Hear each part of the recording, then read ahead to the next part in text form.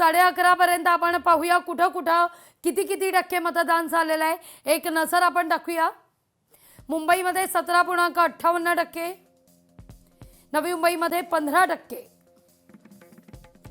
पुण्यात काहीशी उदासीनता 12.50%, छत्रपती संभाजीनगर 16%, कोल्हापूर 17.83%, मुंबई खालोखाल कोल्हापूर, इचलकरंजी 18.5%, परभणी 18.84%, पिंपरी चिंचवड 16.3%, मिरज कुपवाड 17.2%,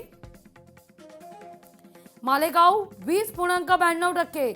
मालेगावमध्ये आतापर्यंत सर्वाधिक मतदान 11:30 पर्यंत 20.52%, तर मुंबईत 17.58% इतकं मतदान झालेलं आहे 11:30 पर्यंत। आता आपण काही वेळानंतर पाहूया 1 वाजेपर्यंत किती टक्के मतदान होत आहे।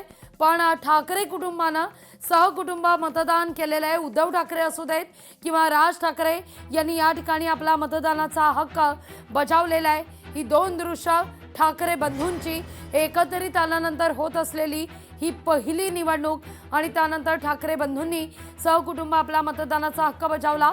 राज ठाकरे यांनी बालमोहन विद्या मंदिर इथल्या मतदान केंद्रावर मतदान केलं सहकुटुंब, तर वांद्रे इथल्या शाळेत मतदान केंद्रावर उद्धव ठाकरे यांच्या कुटुंबियांनी मतदान केलेलं आहे।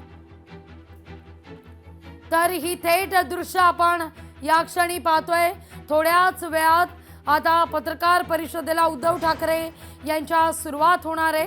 काही 30 मिनिटातच आपण म्हणूया 1:02 झालेलं आहे। पुढच्या 30 मिनिटात याच ठिकाणी पत्रकार परिषद सुरू होईल। ही देखील पत्रकार परिषद आपण तुमच्यापर्यंत पोहोचवणार आहोत। तर मतदानाशाहीऐवजी पेनचा वापर केला जातोय, मग निवडणुका घेताय तरी कशाला, राज ठाकरे सवाल उपस्थित करतायत। आता काहीतरी नवीन पेन आणलंय आणि ते पेन मध्ये इतक्या तक्रारी सगळ्या बाजूनी येत आहेत की तुम्ही बाहेर पडल्यावरती त्याला जर सॅनिटायझर लावलं तर ती शाई जाते। म्हणजे आता कालचं घ्या, तुम्ही 1 दिवस वाढवून दिला उमेदवारांना की तुम्ही मतदारांपर्यंत जाऊ शकता। आता हा असा कुठलाही नियम नाही जो कोणत्याही निवडणुकांमध्ये वापरला नाही, तो अचानक नवीन आणला। म्हणजे ते फरक म्हणजे परत ते कशासाठी पैसे वाटायला। म्हणजे संपूर्ण प्रशासन हे सत्तेसाठी कामाला लागलेलं आहे। आम्ही आमच्या परीने जे काही करायचंय ते करतोच आहोत बरं का, परंतु ही काही चांगली लोकशाहीची लक्षणं नाहीत। लोकशाही मराठी ऐका, पहा, जागरूक रहा।